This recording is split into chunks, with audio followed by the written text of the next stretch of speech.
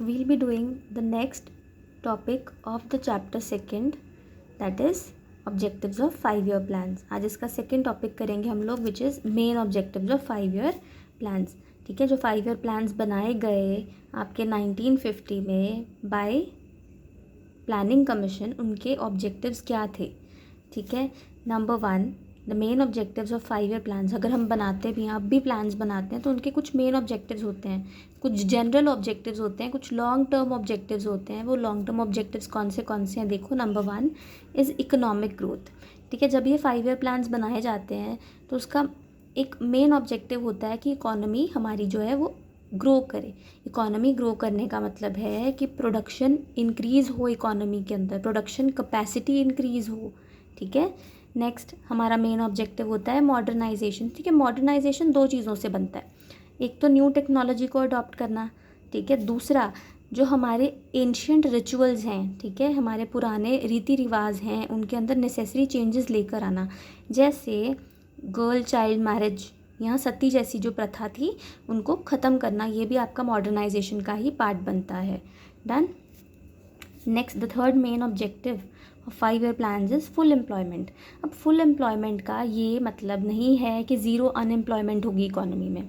ठीक है, full employment का मतलब है कि जो पर्सन विलिंग है काम करने के लिए. ठीक है, अब एक पर्सन है जो काम करना ही नहीं चाहता, वो घर पे फ्री बैठा है, तो अब आप उसको अनएम्प्लॉयड नहीं बोलेंगे. ठीक है, तो पहली चीज़ है वो विलिंग होना चाहिए काम करने के लिए, plus he should be able to work at existing wage rate.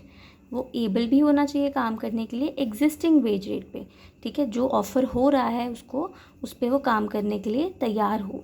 ठीक, अब एक पर्सन है वो 2.5 लाख पर मंथ मांगता है. ठीक है, and he is just 12th पास.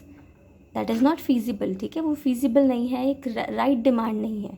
अब वो काम, दैट मीन्स कि वो काम करना ही नहीं चाहता एग्जिस्टिंग वेज रेट पे. तो अगर ऐसा कोई पर्सन अनएम्प्लॉयड बैठा है घर पे, तो हम उसको अनएम्प्लॉयमेंट में काउंट नहीं करेंगे.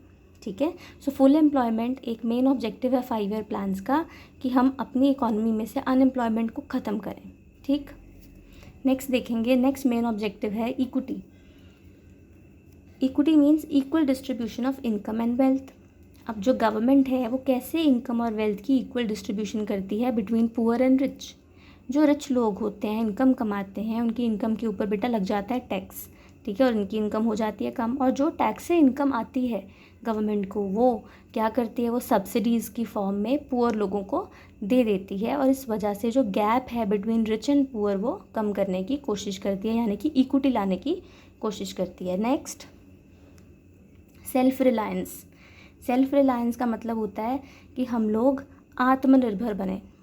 ठीक है, आत्मनिर्भर बनना, दैट इज़ सेल्फ रिलायंस. हम इम्पोर्ट्स मतलब बाहर की कंट्री से बाय करना कम कर दें और उन चीज़ों की डोमेस्टिक प्रोडक्शन स्टार्ट करें जो कि हमें बाहर से मंगवानी पड़ती हैं. That means we should become self reliant, आत्मनिर्भर बन जाएं. ठीक है, और लोकल प्रोड्यूसर्स को इससे बढ़ावा मिलेगा. ठीक है, लोकल प्रोड्यूसर्स को इससे इनकरेजमेंट मिलेगी सेल्फ रिलायंट होने से. ठीक है, these were the main objectives of 5 year plans. Rest we'll do tomorrow.